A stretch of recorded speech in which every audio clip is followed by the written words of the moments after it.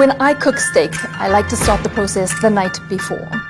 Salt, pepper, a little bit of garlic, and you put it uncovered in the fridge. What happens is that all the moisture gets drawn out and the intensity of the flavor of the steak, that's where you want to live. So the way that I check how done my steak is using the old finger technique. If you get your thumb and your index finger and you push the soft part of your palm, that's what the steak is supposed to feel like if it's rare. This is medium, that's well done, and this you should probably throw away. Lemongrass is actually a really woody herb, but it's got the most incredibly intense fragrance. So if you cut off the end here and just beat it, and then chop it in half. You don't want to chop these too small because this is actually inedible. So you want to get it into the pan, but also make sure that you can fish it out later. Just look at how perfectly that steak is cooked. It's medium rare, exactly how I like it. This recipe is only going to be available for 1 week. So head on down to YouCook and make that order.